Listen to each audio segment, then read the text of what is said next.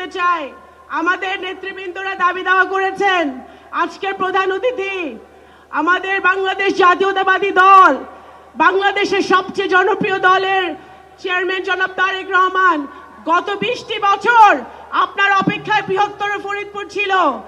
এই অঞ্চলের নিগৃহীত মানুষ, অত্যাচারিত মানুষ এবং বিশেষ করে গত 17 বছর আপনার অত্যাচারিত নিগৃহীত নেতাকর্মীরা আজকে উপস্থিত আছে আপনার সামনে। আজকে একটি কথা বলতে চাই, দল, মত, ধর্ম, বর্ণ নির্বিশেষে পদ্মার এই পারের ফরিদপুর বিভাগের মানুষ আজকে আপনার কথা শোনার জন্য উদগ্রীব। আপনি ছাত্র সমাজ, যুব সমাজ, এই অঞ্চলের নারী সমাজ, এই অঞ্চলের মুক্তিযোদ্ধারা যারা বসে আছে আমার ডান পাশে,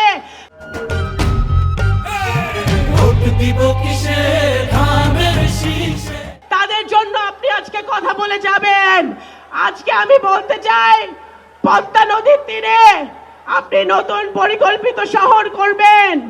আপনি প্রত্যেকটা জেলায় ক্রীড়া সুবিধার পুনর্বিকাশ করবেন, যুবকদের জন্য কারিগরি শিক্ষার ব্যবস্থা করবেন, ফরিদপুরে গ্যাস পাইপলাইন সম্প্রসারণ এবং সবার দাবি ফরিদপুর বিভাগ করতে হবে। এবং একটি কথা বলে শেষ করি, আমরা যারা মুসলমান, আমরা ফজরের নামাজ পড়ে ইসলাম ধারণ করি, ঘুমাতে যাওয়ার আগ পর্যন্ত ইসলাম ধারণ করি, ইসলাম আমরা পালন করি। ইসলাম পালন করার বিষয়, পালন করার ধর্ম, ইসলাম বিক্রি করার ধর্ম না।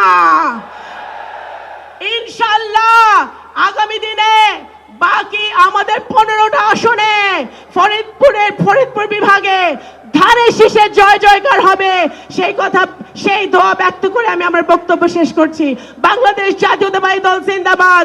শহীদ জিয়া অমর হোক, মরহুমা বেগম খালেদা জিয়া অমর হোক, জনাব তারেক রহমান জিন্দাবাদ।